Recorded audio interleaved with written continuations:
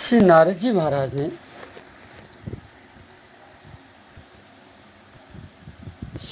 महाराज ने वेद व्यास जी को भगवान की लीलाओं के गुण कीर्तन का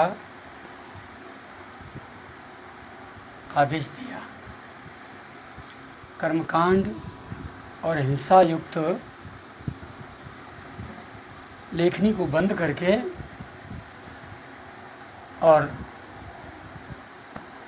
प्यारे श्री कृष्ण की मधुराति मधुर लीलाओं का, भक्त और भगवान के पवित्र समागम का, भगवान की भक्ति भक्तों की ओर से और भगवान की ओर से उनके ऊपर कृपा का कैसे समागम होता है और उसका कैसे फल होता है, क्या होता है, जीव को कितना उससे सुख मिलता है, ये तो तभी पता चलेगी जब प्रभु के गुणानुवादों का गायन और लेखन किया जाएगा। तो श्री नारद जी की बात को सुनकर श्री व्यास जी महाराज अति प्रसन्न हुए और व्यास जी के अंतःकरण में संतों की और भगवान की दोनों की कथाओं का श्रवण करने का क्या फल होता है, जीव कहाँ से कहाँ पहुँच जाता है, जीव की जड़ता कैसे मिट जाती है, जीव विकारों से मुक्त होकर कैसे ईश्वर के समान हो जाता है, इन सारी बातों को पुष्ट करने के लिए उदाहरण में श्री नारद जी महाराज ने अपना पूर्व जन्म चरित्र श्री वेद व्यास जी को सुनाया है, जिसे सुनकर बहुत बड़ी शिक्षा मिलती है।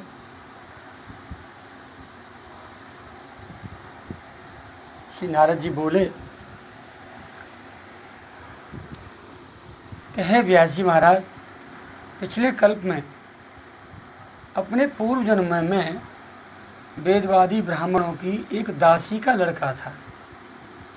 वे योगी वर्षा ऋतु में एक स्थान पर चतुर्मास कर रहे थे।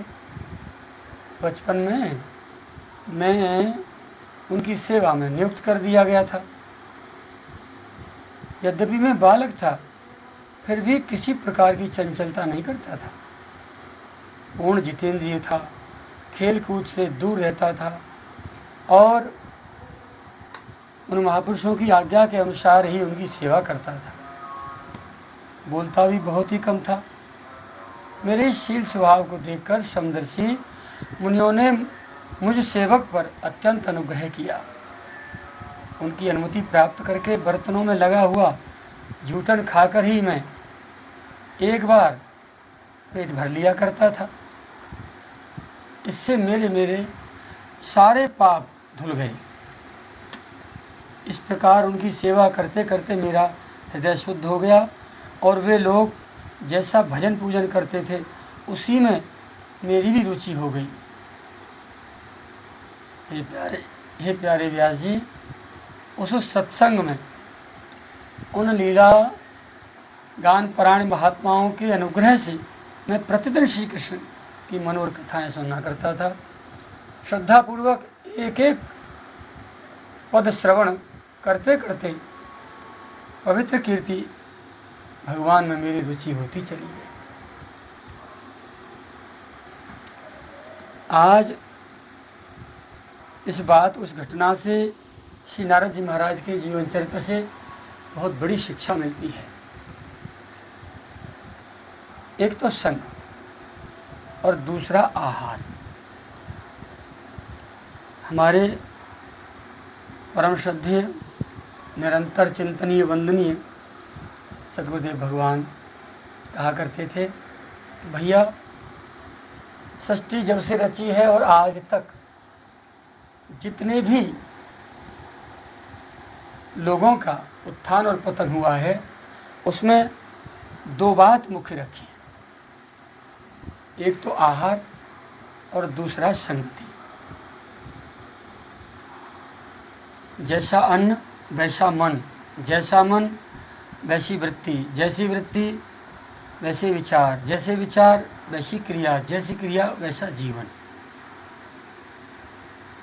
एक बात। दूसरी, जैसा संग वैसा रंग, वही रंग चढ़ता है। जैसा रंग फिर वैसा ही ढंग, जीव का वही ढंग होता है। और जैसा ढंग वैसा जीवन, वैसा ही जीवन हो जाता है व्यक्ति का। तो जीव के उत्थान और पतन में ये दो बातें मुख्य पाई गई कि आहार और संगति। चोर की संगति करें तो कोई भी व्यक्ति, कोई भी बालक माँ के गर्भ से चोर बन के और शाह बन के नहीं आता। उसे यहाँ जैसी जैसी संगति मिलती चली जाती है, हर व्यक्ति का जीवन वैसे का वैसा ही ढलता चला जाता है। ये प्रत्यक्ष देखने में आ रहा है। कहीं बाहर जाने की आवश्यकता नहीं है, कोई उदाहरण लेने की आवश्यकता नहीं है।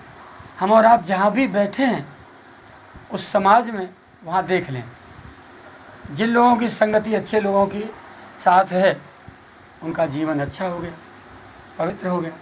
और जिनकी संगति बुरे लोगों से है उनका जीवन बेकार हो गया, पतन हो गया उनका। डॉक्टरी भाषा में कहें इन्फेक्शन। डॉक्टर लोग जब भीतर उनके हॉस्पिटल में मरीज जाते हैं तो मुंह पे एक पट्टा सा ढक के रखते हैं, नाक और मुंह को कवर करके, क्योंकि लोगों की संगति से लोगों की बीमारी का इन्फेक्शन उनको ना हो जाए, इसके लिए वो बचाव करते हैं। तो संगति से इन्फेक्शन होता है। चोर की संगति करेंगे तो चोरी करने लग जाएंगे, ये चोर का इन्फेक्शन हो गया। जुआरी की संगति करेंगे तो जुआ खेलेंगे, जुआरी का इन्फेक्शन हो गया। शराब की संगति करते हैं तो शराब पीना सीख जाते हैं, पीते हैं और बर्बाद हो जाते हैं, ये शराबी का इन्फेक्शन हो गया। जब ऐसी बुरी बातों का इन्फेक्शन हो जाता है तो अच्छी बातों का इन्फेक्शन क्यों नहीं होगा।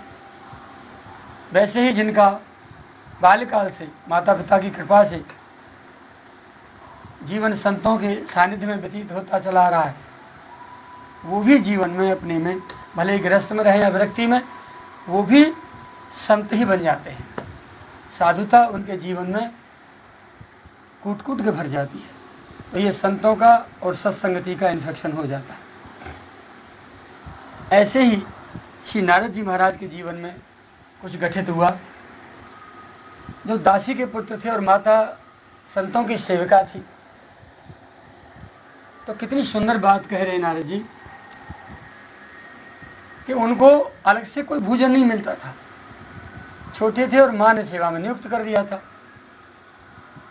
धन्य है वो माँ जो बाल्यकाल से अपनी संतान को संत महापुरुषों की संगति में डाल के उनका जन्म जन्म सुधार देती है। जिस समय श्री लक्ष्मण जी माता सुमित्रा से बन जाने की आज्ञा मांग रहे हैं ना, कितनी सुंदर बात कही है मैया ने लक्ष्मण जी से।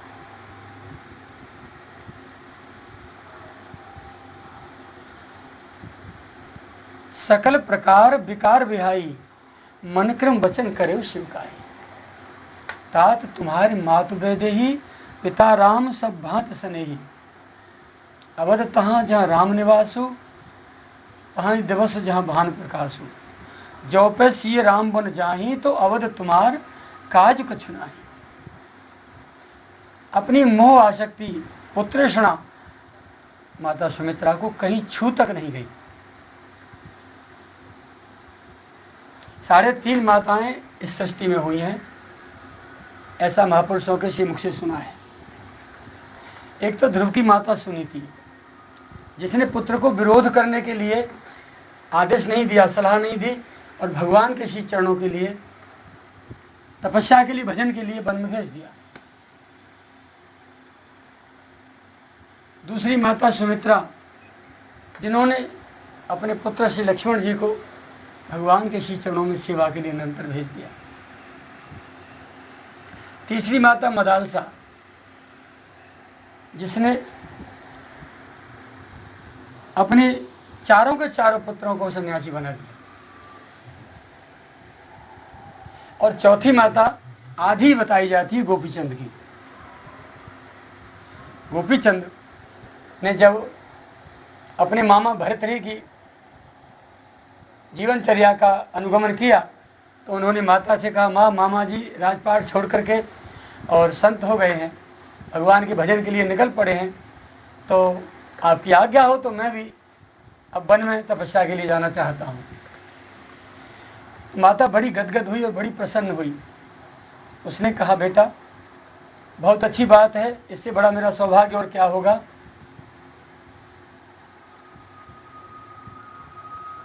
तुम अवश्य जाओ, लेकिन 3 बात का ध्यान रखना।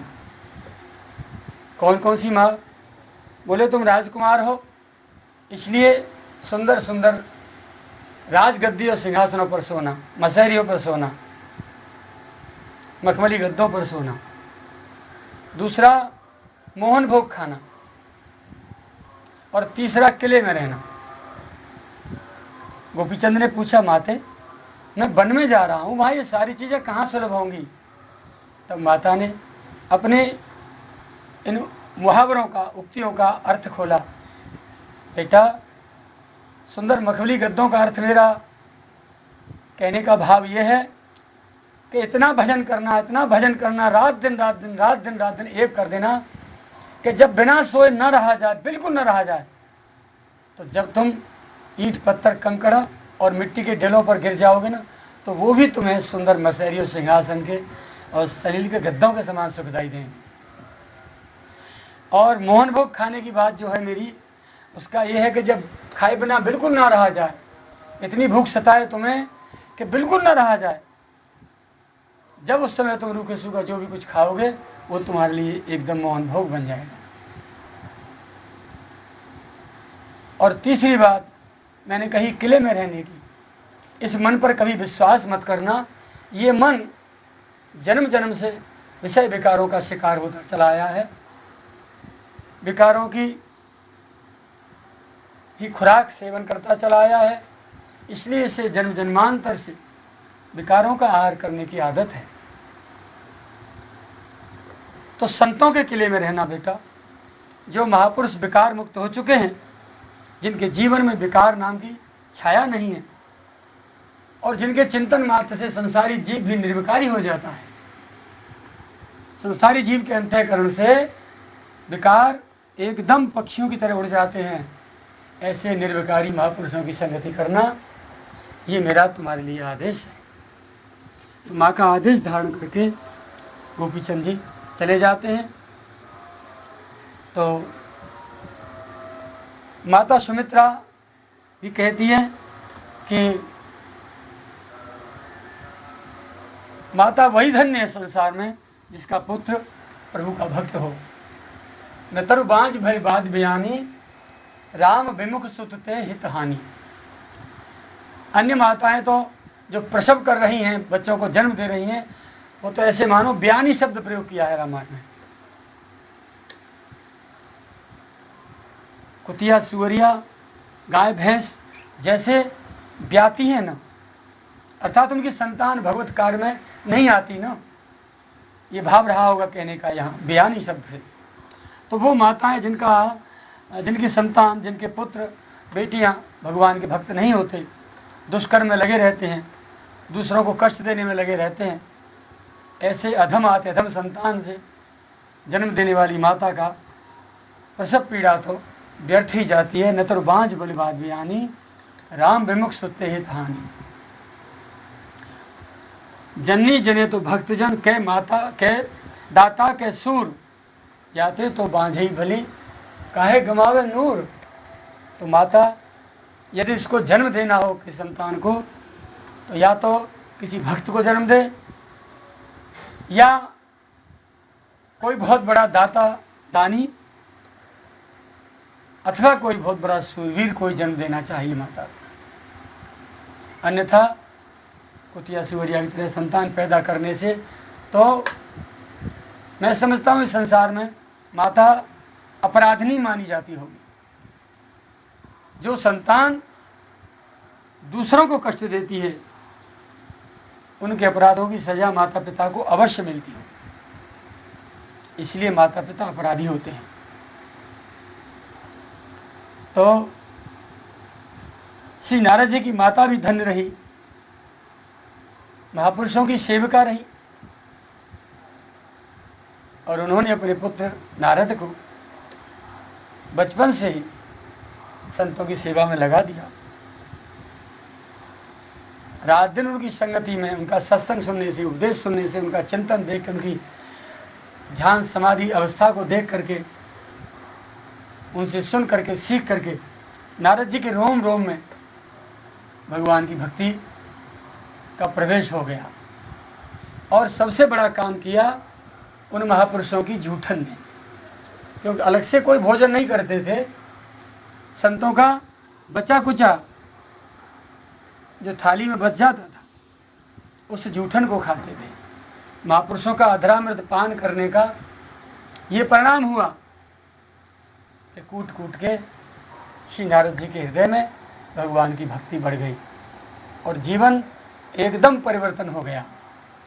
बाल्यकाल होते हुए भी स्वयं बता रहे हैं कि यद्यपि मैं बालक था, फिर भी किसी प्रकार की चंचलता नहीं करता था, पूर्ण जितेंद्रिय था, खेल कूद में बिल्कुल रुचि नहीं थी, संतों की आज्ञा अनुसार ही उनकी सेवा करता था, बहुत कम बोलता था। इतना शील स्वभाव ये कैसे मिला? इस संतों की संगति का प्रभाव था। चिंतन एकदम परिवर्तन हुआ, संसार से हटके केवल गोविंद का चिंतन हुआ।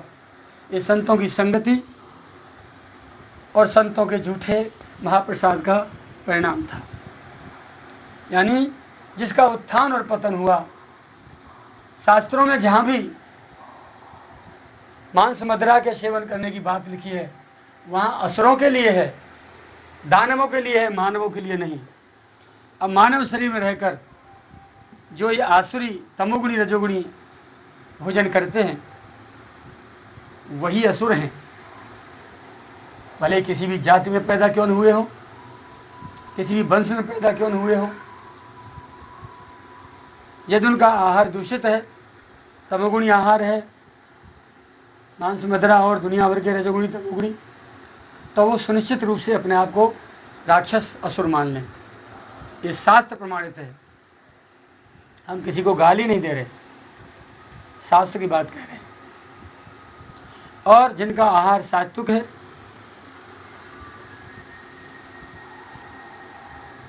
वो देवत्व को प्राप्त होते हैं।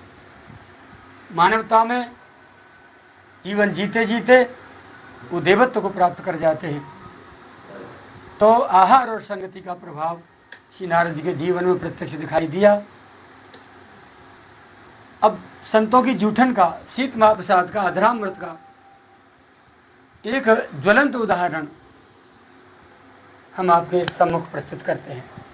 हमारे परम गुरु, दादा गुरु, परम श्रद्धेय श्री उड़िया बाबा जी महाराज के जीवन काल की घटना है। उन्हीं के एक अनुगत ने, बहुत लाडला शिष्य था, बहुत प्रिय सेवक था, एक दिन उन्होंने श्री बाबा महाराज से पूछा, मेरे माई बाप, कुछ करना धरना पड़े नहीं, क्योंकि मन बुद्धि जन्म जन्मांतरों से विकारों के चंगुल में फंसी हैं, इसलिए कुछ समय तक साधना में 2-4 कदम चल पाते हैं, उसके बाद फिर पुनः वही विकारों की शिकार होकर के और पथभ्रष्ट हो जाते हैं। क्या कोई ऐसा मार्ग है, क्या कोई ऐसा उपाय है कि जो सहजता में विकारों से मुक्त करके हमें भगवान के प्रेम में डुबा दे?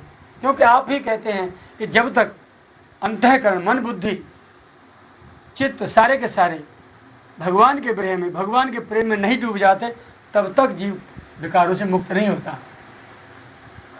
और विकारों से मुक्त हुए बिना जीव की सद्गति नहीं होती, भक्ति नहीं कर पाता, भजन नहीं कर सकता। जब तक विकार रहेंगे तब तक मन में चंचलता रहेगी, और चंचलता जब तक रहेगी तब तक वो साधना नहीं कर पाएगा। तो हे प्रभु, आप कृपा करके ऐसा कोई साधन बताइए, कोई उपाय बताइए जिससे सहज ही में हमारा मन भगवान के प्रेम में डूब जाए। संसार की तो चले क्या, अपने शरीर तक की याद न रहे, ऐसी कृपा करो। पूज्य बाबा जी महाराज बड़े प्रसन्न हुए और 2 क्षण मौन रहकर बोले, तुम्हारी इस बात का उत्तर हम गुरु पूर्णिमा में देंगे। 15 दिन बाद गुरु पूर्णिमा भी आ गई। जब भंडारा हुआ उस समय सभी महापुरुष बड़े दिव्य और चिन्मय हुआ करते थे। विकार और रजोगुण तमोगुण तो साधु समाज में आज प्रवेश किया है, उस समय नहीं था। उस समय तो एक एक संत, इस भारत भूमि का लाल, अत्यंत दिव्य और चिन्मय था। ऐसे ऐसे महापुरुष थे वो कि जीव करोड़ों कोस दूर रहकर यदि उनकी याद भी कर लेना तो जीवन में आई हुई दुर्घटनाएं, संकट तो टलते ही थे। मन का मैल भी धुल करके विकार ऐसे फुर्र हो जाते जैसे मानो पेड़ पे से एक डेल मारने पे चिड़िया फुर्र हो जाती है। अंतःकरण में से ऐसे विकार उड़ जाते थे जैसे पेड़ से चिड़िया, और भीतर से सद्गुणों का, भक्ति का, प्रेम का, ज्ञान का एक ऐसा स्रोत फूट पड़ता था जैसे मानो कुआं में या बोरिंग में स्रोत निकल पड़ा हो। आज भी उन महापुरुषों का कोई चिंतन करके देख ले तो मन आज भी निर्विकारी हो सकता है, और होता है।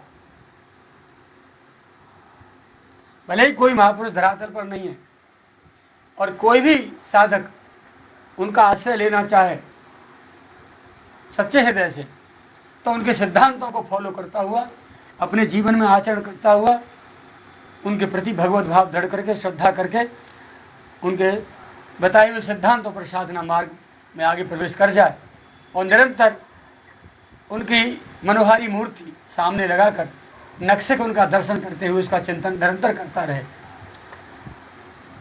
तो 101% मैं विश्वास पूर्वक कह सकता हूँ कि उसे वही मंजिल प्राप्त होगी, जीते जी साधना का सुख, भगवान के प्रेम और भक्ति का सुख, और अंततोगत्वा मरणोपरांत उनके श्री चरणों की परम पद की प्राप्ति अवश्य अवश्य अवश्य होगी। क्योंकि भगवान की ऊर्जा के ये ट्रांसफॉर्मर्स हैं महापुरुष संत। जो जीव संतों की शरणागति में, संतों के चिंतन में लगातार रहता है, उसके मन में विकार आ ही नहीं सकते। भगवान की भक्ति करने वाले जीव के चित्त में विकार आ सकते हैं, क्योंकि माया भगवान की चेरी है, और जब किसी जीव को पकड़ती है तो हो सकता है भगवान मुख फेर लेते हो, तभी जीव पर माया का आक्रमण होता है और जीव माया का ग्रास बन पाता है। लेकिन संत और सदगुरु का लाडला कोई आज तक विकार का शिकार हुआ हो, ये हमने नहीं सुना।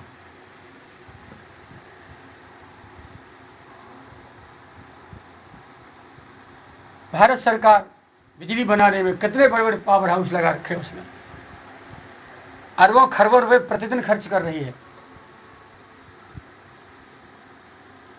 और बिजली घर बड़े बड़े बना के बड़े बड़े शहरों में, कमिश्नरियों में, जिलों में, फिर छोटे छोटे शहरों में छोटे छोटे बिजली घर बनाए, पावर हाउस, और वहाँ से हर शहर की, गांव की गली गली में लाइन लगाकर, बिछाकर तार लट्ठे और ट्रांसफार्मर्स लगा दिए। जिसका तार ट्रांसफार्मर से जुड़ गया वो न केवल ट्रांसफार्मर से वरन मेन सर्वर से कनेक्टेड हो गया। अब बिजली जितनी ट्रांसफार्मर में आ रही है उतनी ही हमारे भीतर, हमारे लाइन में, हमारे बोर्ड में हमको प्राप्त होती रहेगी। तो जैसे सरकार के लगाए हुए ट्रांसफार्मर्स उसकी ऊर्जा के हमें बिजली निरंतर ऊर्जा प्रदान करते हैं, वैसे ही भगवान की ऊर्जा के ट्रांसफार्मर्स हैं संत महापुरुष, और जो निरंतर इनसे कनेक्टेड रहता है, जो जुड़ा रहता है, वो कभी मार्ग से भटकता नहीं, कभी पतित हो नहीं सकता। इसलिए मेरा ये प्रौढ़ अनुभव है कि चिंतन यदि करना हो, याद यदि किसी की करनी हो, याद किए बिना ना रह जाता हो, तो केवल और केवल महापुरुषों की याद करनी चाहिए। उनके रूप की, उनकी माधुरी की, उनके एक एक अंग का चिंतन, उनके सिद्धांत वाक्यों का चिंतन, उनके आज्ञा वाक्यों का चिंतन, उनकी रहनी का चिंतन, उनके आहार व्यवहार विचार, उनकी रहनी, इन सारी चीज़ों का, उनके आचरणों का, क्रियाकलापों का एक एक करके चिंतन किया जाए तो अंतःकरण में भक्ति का संचार ही नहीं, एक समुद्र फूट पड़ेगा और जीव का अंतःकरण। और ऐसा व्यक्ति सदगुरु का लाडला जिस गली में होकर निकल जाएगा, उस गली में से भी विकार के परमाणु दूर भगाकर अपने उपासनिक और भगवत प्रेम और विरक्ति के परमाणु ठसाठस भर देंगे। और जो भी खाली मन, खाली अंतःकरण जीव उसमें होकर प्रसारित करेगा, तत्काल उसका अंतःकरण उस नेटवर्क को कैच करेगा, वो टावर कैच करेगा, जैसे मोबाइल का टावर कैच करता है, वैसे ही उस साधक का अंतःकरण निर्विकारता का टावर कैच करके, और करोड़ों जन्मों की भजन साधना से भी जो अंतःकरण, जो मन बुद्धि पवित्र नहीं हो सकते, परिष्कृत नहीं हो सकते, संशोधित नहीं हो सकते, निर्विकारी नहीं हो सकते, वो केवल संत का चिंतन और संत के आवासीय स्थलों पर आने जाने से एकदम शुद्ध हो जाए। आज भले ही संत महापुरुष धरातल पर न रहे हों, उनकी जहाँ जहाँ साधना स्थलियाँ हैं, जहाँ जहाँ समाधि स्थल हैं उनके, उन स्थानों पर जाकर अवश्य बैठना चाहिए। मैं निरंतर रात दिन अपने प्रभु की, अपने सदगुरु भगवान की समाधि स्थल पर रह रहा हूँ, जहाँ इन्होंने 35-40 साल लगातार रो रो कर अपने प्रियतम को रिझाया है, उनकी साधना की है, जिनका दिव्यतम परमाणु, उपासनिक परमाणु चिंतन आज भी यहाँ के एनवायरमेंट में स्टोर है। भूल कर भी संसार की याद नहीं आती, भूल कर भी विकार छाया को नहीं छू पाते। कुछ सीमित क्षेत्र से बाहर ही विकारों का आंदोलन होता है, भीतर नहीं। इसलिए आप सभी को सलाह भी देता हूं, जब जब घर में मन आपका उबे, विकारों की शिकार हो, अशांति फैले, चित्त में टेंशन बढ़े, तो दौड़कर अपने निकटवर्ती किसी महापुरुष के समाधि स्थल पर, भजन स्थल पर जाकर के 2 क्षण अवश्य बिता लिया कर। लंबी लंबी दीर्घ सांस खींचो और दीर्घ सांस छोड़ो, 50 सांस खींचो और छोड़ो। तो प्रैक्टिकल मैं क्या बताऊं, आप स्वयं करके देख लेना।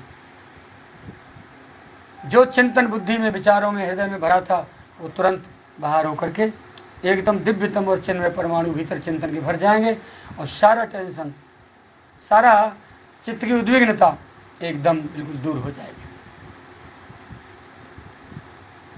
कई बार हम जब रास्ते में चलते हैं तो मन हमारा बहुत अशांत होता है, और उसी मार्ग में आगे चल के देखते हैं कि मन तुरंत फिर शांत हो जाता है और बड़े पवित्र विचार उठते हैं। ये क्या है? इस पर मेरा चिंतन है व्यक्तिगत, कि जहाँ जहाँ होकर हमारा शरीर हम लेकर जा रहे हैं, सांस तो वहीं से पकड़ रहे हैं ना, ऊपर एनवायरमेंट में जो विचार पूर्व से स्टोर हैं, सुरक्षित हैं, वो हमारी सांस के द्वारा हमारी बुद्धि कैच कर रही है, वहाँ का टावर कैच कर रहा है हमारा हृदय, मन, बुद्धि, और तभी वैसे विकार हमारे मन में आते हैं। और जैसे ही उसकी सीमा समाप्त हुई, आगे बढ़े तो कोई सुंदर एनवायरनमेंट मिला, वहाँ से सांस पकड़ी तो मन एकदम पवित्र और सुंदर परिष्कृत हो गया। हर व्यक्ति के निवास के स्थान पर उसके विचार, उसके शब्द, परस्पर की उसकी वार्ता, इस सारे के सारे उसमें स्टोर रहते हैं। हम घर गृहस्थी में रहते हैं, रात दिन उन्हीं बातों को देखते हैं, सुनते हैं, बोलते हैं, विचारते हैं, परस्पर सलाह भी करते देते हैं, तो वही चिंतन हमारा हमारे घर के ऊपर वायुमंडल में स्टोर हो जाता है। इसलिए उन विचारों से ऊपर निकल नहीं पाते, रात और नींद में सोचते हैं। उन विचारों से बाहर आने के लिए हमें चाहिए कि हम कुछ काल के लिए, कुछ समय के लिए, कुछ दिनों के लिए वो स्थान छोड़ें और कहीं अपने किसी संत महापुरुष के समीप में जाएं। यदि वो शरीर से जीवित नहीं है, धरातल पर नहीं है, तो उनकी समाधि, उनकी भजन स्थली पर जा करके उनकी प्रेजेंस का, उनकी उपस्थिति का अनुभव करें और सांस लें लंबी लंबी, तो निरंतर अपने आप को एक भीतर कोई अलौकिकता प्रवेश करते हुए देखेंगे। ये मेरा स्वयं का अपना अनुभव है। तो नारद जी महाराज को निरंतर उन दिव्य योगियों की संगति तो मिली रही थी, उनका विचार चिंतन सत्संग भी प्राप्त हो रहा था। तो सांस के द्वारा भी संत का चिंतन प्रवेश कर रहा है, आंख के द्वारा भी उनका दर्शन प्रवेश कर रहा है, हाथ पैर शरीर के द्वारा भी उनकी सेवा से उनका चिंतन प्रवेश कर रहा है, जूठन खाने से, प्रसाद ग्रहण करने से, उनका महाप्रसाद पाने से उनका चिंतन भीतर मुख के द्वारा प्रवेश कर रहा है, कानों के द्वारा उनका सत्संग प्रवेश कर रहा है। तो सब ओर से संतों की संगति, संतों का वातावरण, सत्संग का वातावरण रोम रोम में प्रवेश कर गया। श्री नारद जी महाराज एकदम परिवर्तित हो गए। जूठन खाने का महापुरुषों के धरामृत यदि आपको प्राप्त नहीं है, तो जब भी जाओ उन संतों का चरणोदक और कोई भी ऐसी सूखी वस्तु उनके द्वारा महाप्रसादी करा के ले आओ। जो निरंतर अपने घर भोजन करने से पहले वो टुकड़ा मुंह में डालो।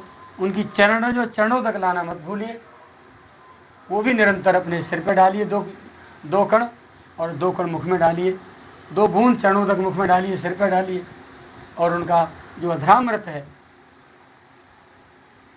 जो महाप्रसाद है, उसके कुछ कण मुख में डालिए। इसके बाद घर का भोजन करिए। मेरा पूरा विश्वास है कि संत के चिंतन से मन बुद्धि विचार कभी भी दूर नहीं जाएंगे।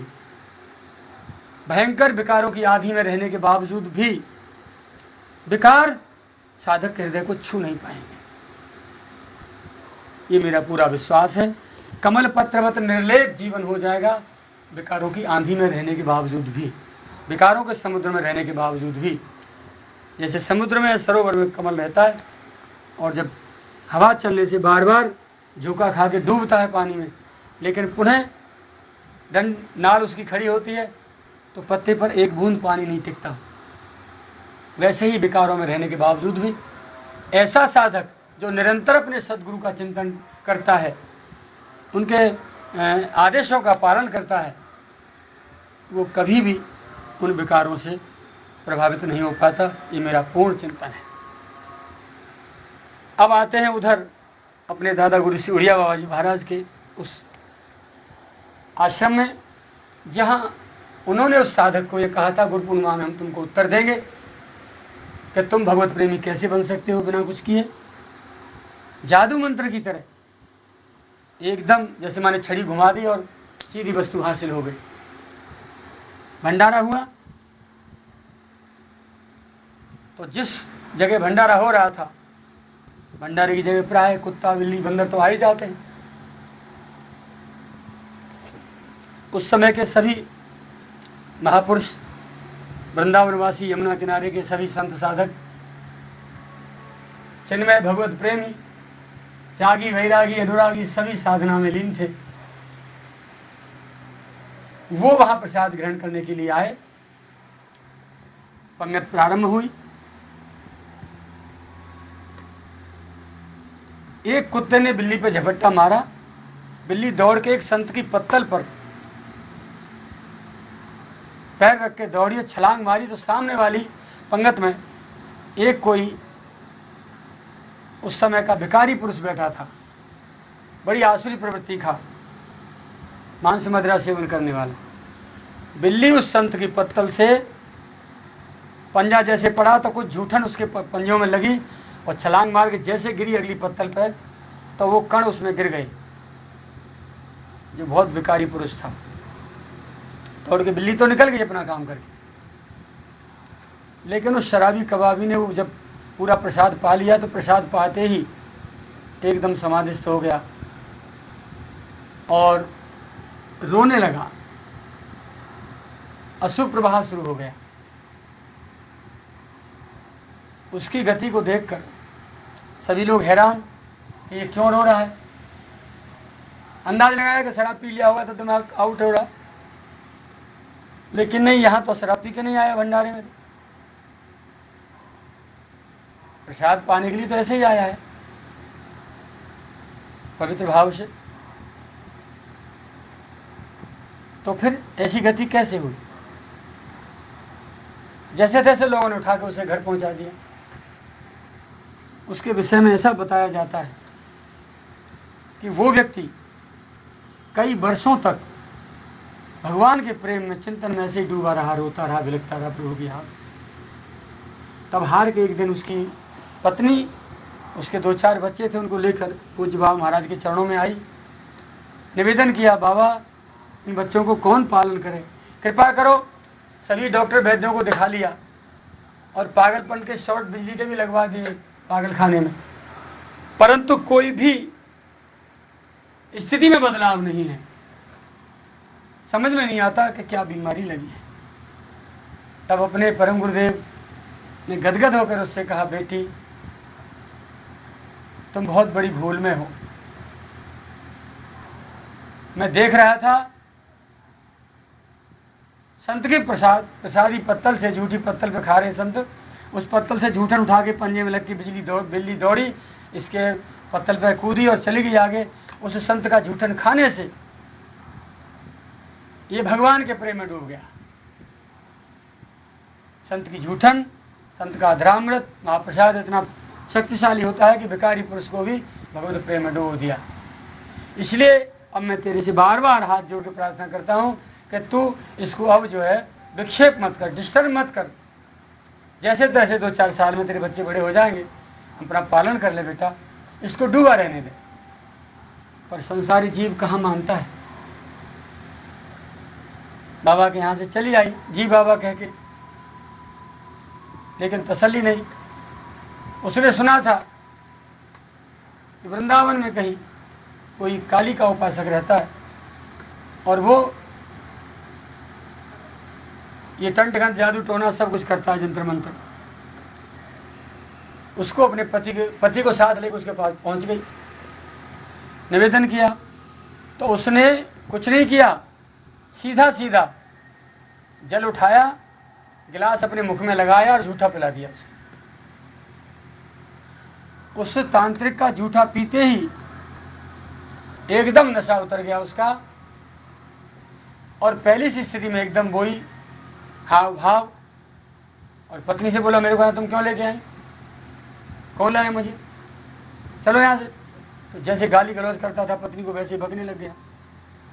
घर आया और आकर फिर उसी गति में अपना जीवन यापन करने लगा, उल्टे सीधे कर्म और वही मांस मदिरा आदि सब सेवन शुरू। जूठन का ये प्रत्यक्ष प्रभाव हुआ संतों की का और भिखारी पुरुषों की का, कि व्यक्ति का जीवन तत्काल बदल जाता है, विचार तत्काल बदल जाता है, बुद्धि तत्काल उस परिवेश में प्रवेश कर जाती है जिसकी कभी कल्पना भी नहीं की पाई। अब उधर इसकी तो ये गति हुई। उधर आश्रम में महाराज जी ने अपने उस भक्त से कहा कि बाल्टी उठाओ, सभी संतों की पत्तल से जूठन उठाओ, बाल्टी में रख लो। वो दौड़ते दौड़ते सारी जूठन पत्तलों की उठा के बाल्टी भर लाए। उससे कहा पूज्य महाराज जी ने, पत्तल लगा लो, बैठ के पालो प्रसाद। पत्तल में रखे संतों का जूठन प्रसाद जैसे ही पाया उसने, पाते ही उस साधक की भी वही गति हुई, एकदम अश्रुपात और समाधि अवस्था में पहुंच गया। यह है महापुरुषों की जूठन का, उनके अधरामृत का, उनकी संगति का, उनके महाप्रसाद का प्रत्यक्ष प्रमाण। तो श्री नारद जी महाराज का जीवन परिवर्तन हुआ बाल्यकाल से। उसमें केवल और केवल संतों की संगति, उनका जूठन महाप्रसाद ग्रहण करना, उनके द्वारा सत्संग सुनना उनकी सेवा और उनके सानिध्य का ये प्रत्यक्ष प्रमाण था कि नारद जी का जीवन बालकाल से परिवर्तित हो गया। ये बात श्री नारद जी महाराज ने स्वयं अपने श्रीमुख से वेद व्यास जी को सुनाई। प्यारे व्यास जी, उस समय सत्संग में उन लीला गान परायण महात्माओं के अनुग्रह से मैं प्रतिदिन श्री कृष्ण की मनोहारी कथाएं सुना करता था। श्रद्धापूर्वक एक एक पद श्रवण करते करते पवित्र कीर्ति अपने प्रभु में मेरी रुचि निरंतर बढ़ती चली गई।